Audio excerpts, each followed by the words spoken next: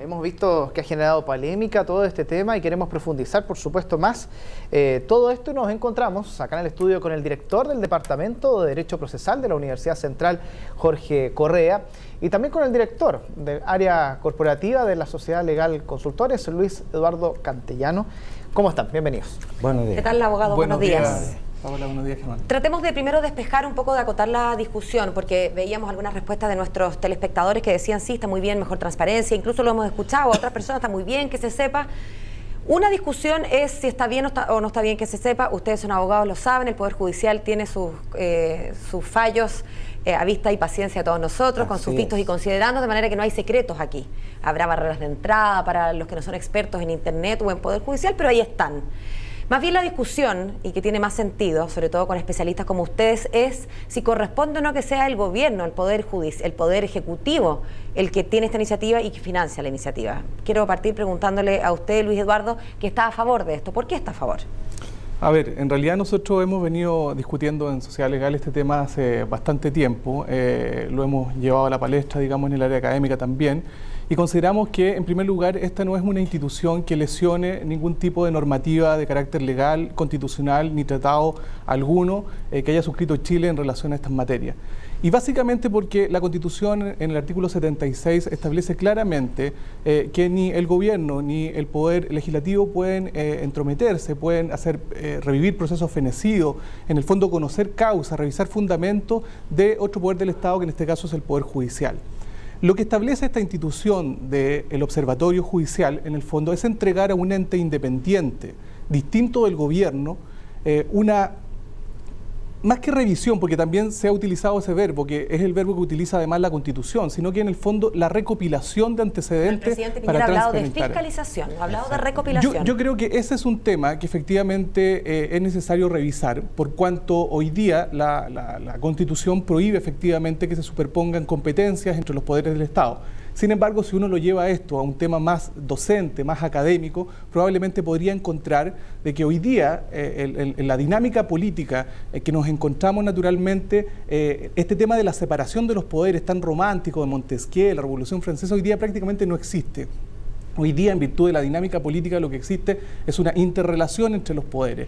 Luis Eduardo, ya vamos con usted. Luis Eduardo, perdón que insista, la separación de los estados, de los poderes del Estado está consagrada, pero también está consagrada los controles cruzados, digamos. No se puede hablar de tres estancos, ¿no es cierto?, que estén funcionando por separado. Pero yo le vuelvo a preguntar, ¿le parece correcto que el Poder Ejecutivo fiscalice los fallos de los tribunales? Porque así lo ha dicho el propio presidente de la República, con ese verbo. A mí no me parece correcto de que un poder del Estado, como el Poder Ejecutivo, fiscalice a otro poder, sobre todo que es el Poder Judicial.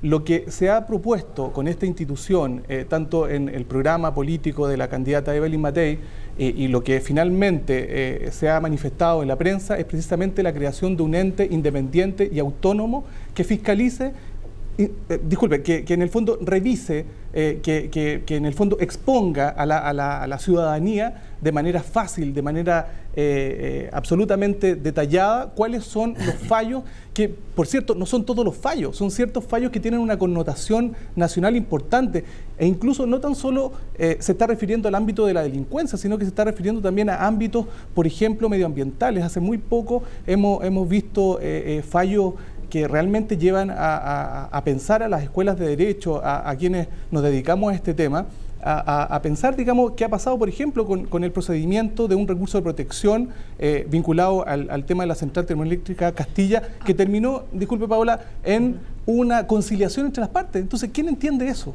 Bueno, ahora vamos con usted, Jorge Correa. Lo decía su colega, que es importante estudiarlo a nivel de universidad, pero sabemos que a nivel de las universidades se puede acceder. Y también creo que le llamó la atención el lapsus lingüe que sufrió su colega cuando dijo fiscalización, que parece ser el gran punto de discordia, sí, ¿no? ¿Verdad? ¿Sabe por qué? Porque yo le digo una cosa. ¿Cuál es la finalidad de crear esto? Los tribunales, como bien lo decía usted al comenzar, son públicos. Hace ratito nuestro sistema procesal penal es público, cualquiera, colegas de ustedes, van al centro de justicia, entran y salen de la audiencia sin problema. Todas las universidades, en todas las carreras, tienen bases de datos con lo que está sucediendo. Y tienen la página del Poder Judicial reconocida como una de las mejores de América, en que están todos los datos. ¿Cuál es la finalidad de esto? Porque hay que ver de dónde viene el origen. El origen de esto que sale del famoso Observatorio Judicial, que le han llamado este engendro, ¿cuál es? el tema que sucedió con la denominada toma del Senado, en que bailaron algunas personas arriba de la mesa y criticaron mucho a un juez, incluso faltándole el respeto, tratándolo de descriteriado, porque a los jueces les dicen cualquier cosa y ellos no tienen la posibilidad de defenderse, tienen que aguantar nomás. Bueno, a raíz de eso salió.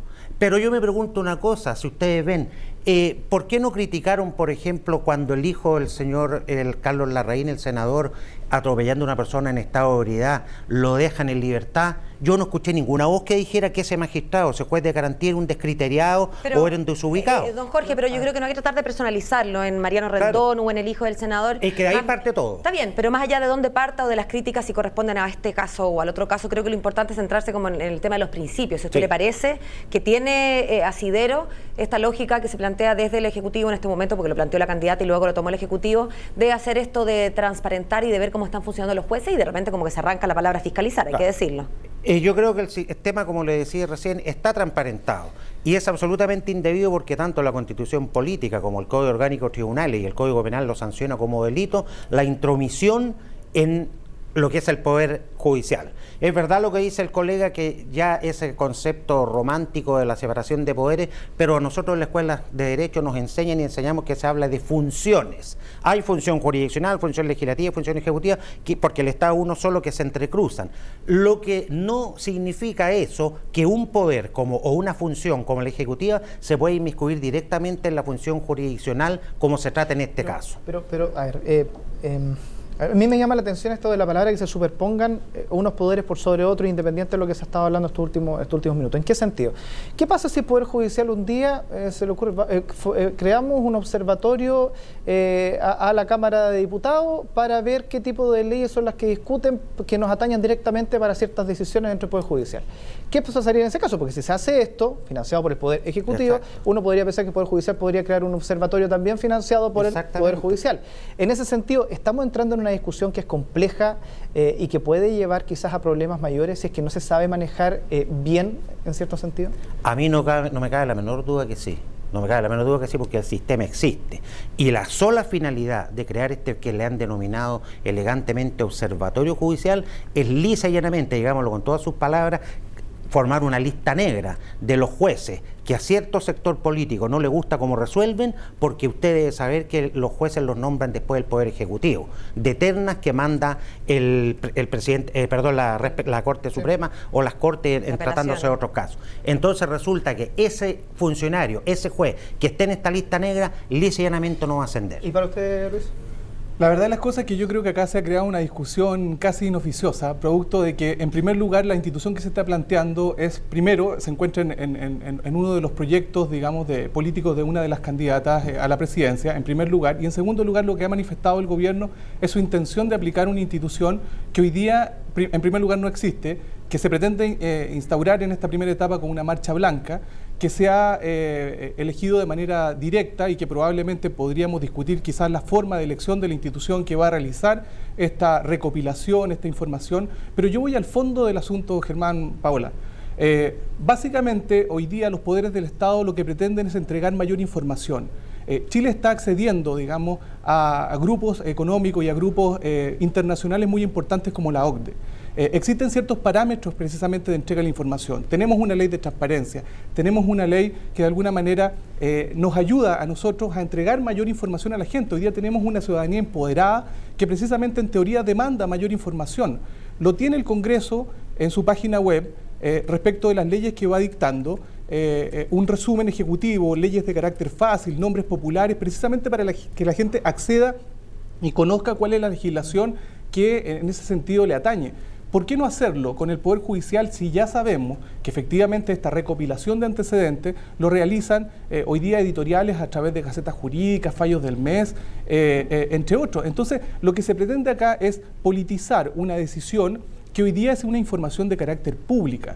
Y en ese sentido a nosotros nos parece absolutamente inoficioso estar hoy día cuestionando una institución que en primer lugar todavía no ha nacido y ya obviamente comenzar, digamos, a discutir si es procedente o si no es procedente. Y en segundo lugar, probablemente en lo que yo estaría quizás de acuerdo con el colega es establecer un criterio de financiamiento que no provenga tal vez del Ejecutivo, sino que se establezca, digamos, quizá en una partida presupuestaria de la ley de presupuesto y efectivamente sea una institución elegida a través de algún otro mecanismo, alguna licitación. Pero la idea me parece absolutamente clara, insisto, sobre todo por temas no necesariamente vinculados de carácter delincuencial, sino que a temas importantísimos. No nos olvidemos, insisto yo, de algunos fallos que han sido realmente dignos de estudio de las facultades de Derecho de las universidades chilenas. O sea, discutir recursos de protección.